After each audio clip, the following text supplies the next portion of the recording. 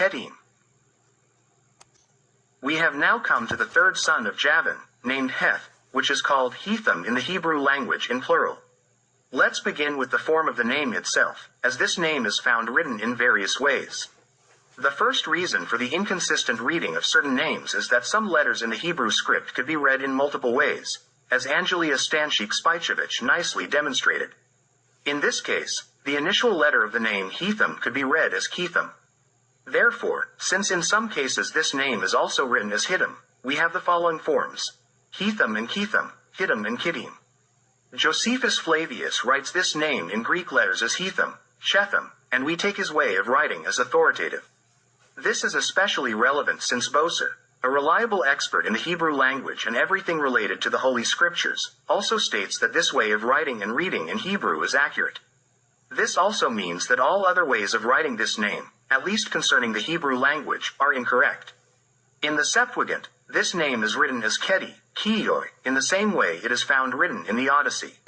The Greeks regularly wrote this name in their language with the initial letters, Ka, so according to them, the Latins used the corresponding letters, Ka, i.e., S equals K. In the further exposition, we will encounter all these ways of writing the name Heth and its various derivatives.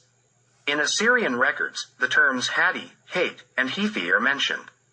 Hethi comes from Heth, and the Cilicians are Hittites, where Ketis is found, a region in Cilicia where the Keti live, according to Campbell. Pascal Chronicle traces the Dardanes from Troy back to Heth, Chronicon Pascal, Minya, page .126, and Kajik includes the Trojans among the Hittite peoples. Ancient Persian historians placed Sheen and Katay between Persia and India.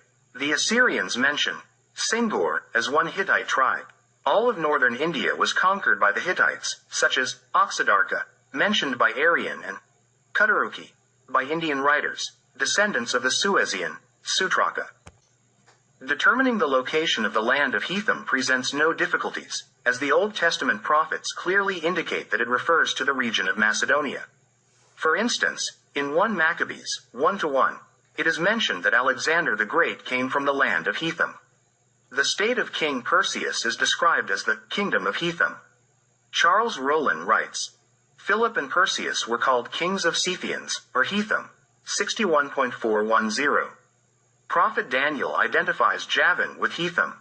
In the papyri found near the Dead Sea, written during the rule of the Lagic dynasty in Egypt and the Seleucid dynasty in Syria, it is mentioned, the king of Hetim in Egypt, for the Lagic dynasty, and Hetim from Assyria, for the Seleucid dynasty, 101.390. Here, it becomes entirely clear that Hetim refers to Macedonia and the Macedonians, whom the eastern nations regularly called Giovanni, as also mentioned by the prophet Daniel. There is another special reason among the Jews for such identifications, as they simply called all coastal areas and islands of the land of Jovan and the sons of Jovan by the name Hetim. Thus, it turned out that Hetim is the coastal region of Jovan. Josephus Flavius explains it as follows: Hetim is Cyprus. Cyprus was initially called Hetim, after Hetim who first ruled that island. Hence, the Jewish custom of calling all islands and places on the seacoast by the name Hetim originated. There is a city in Cyprus that is still called Kishon to this day, so it seems that this name has some connection with the name Hetim.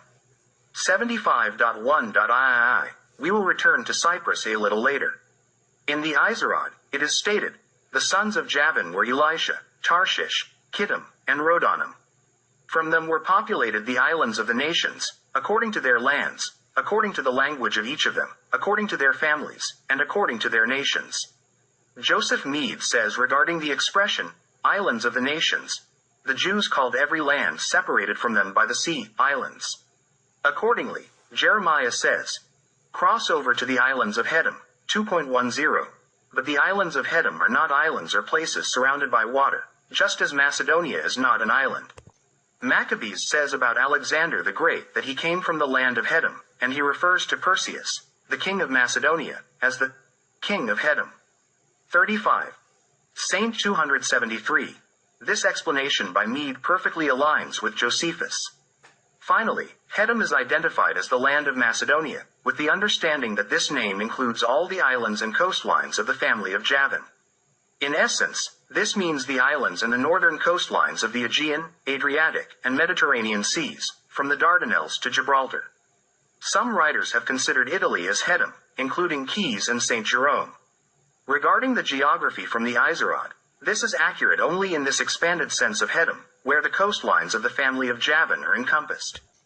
Eusebius, Cedron, and Suidas state that the Romans and Latins are of Ketia, or Kita, origin. A city in Latium was called Setia, and according to Stephanus of Byzantium, a city near Volsci was identified as Ichisha. A river near Kuma was named Cetus, 31.61. Campbell says that the Sabines have Hittite origins and are related to the Racini, 104.1.161. The Hittites are the largest nation of antiquity and the founders of culture in many lands, 104.1.178. In ancient Macedonia, in its central part in the region of Emathia, south of Vodun, there was a city called, according to Greek writing, Kishon. All these are evidence in favor of the Serbian origin of the ancient Latins and Rumyani, as well as a significant portion of the Italic tribes. In the Old Testament, the place of origin of a people is always considered, regardless of where they settled. But above all, the key to explaining everything lies in the meaning of the name Hetim itself. The Serbian society consisted of 4 estates, a social structure confirmed by the organization of the Aryans in the East and evidenced through legal codes, culminating in the Code of Emperor Dusan. The first estate is the educational estate, which includes the priesthood. This is the literary estate. The second estate is the warrior or military estate. The third estate comprises free peasants, craftsmen, and merchants. The fourth estate consists of the Marabs, which include foreigners, dependent landless peasants, hired homeless workers, and captives, as well as locals in conquered lands. The first, literary estate, mostly worshipped the goddess Pallas and the god Tuda, and the second estate, the military, worshipped the god Aret and the goddess Aretashe. Together, they formed the ruling estate under the name, Geti. The name, Geti, is written as Hetim, in Hebrew, in the plural as Hetim, in Greek as Keti, Kelti, and Kiti. The Geti are also mentioned as Hatti and Hittites in Asia Minor and Syria, and as Heti, Hatti, and Keti in India. In all conquered lands and settlements of the ancient Serbian tribes, the name Geti is found, more or less modified in records in foreign languages. In ancient Macedonia, there were personal names, Geti and Geta. Regarding Macedonia, we must differentiate between 2 Macedonias. The one referred to by the term Hetim in the Old Testament and historical Macedonia. Historical Macedonia, according to Strabo, is a land bordered by the Adriatic Sea to the west, extending to the mouth of the Maritsa River, ancient Iber, in the east, to the Serbian mountains and Rhodope in the north, and encompassing Mount Olympus in the south. The Serbian mountains mentioned here, as in other ancient writers, begin with the contemporary Shar mountain. To the west, Macedonia included southern Albania. The areas ruled by Philip and Alexander are not entirely included here. These extend to the east to the Black Sea, north to the Danube, including Shram, and west to the Bosna River.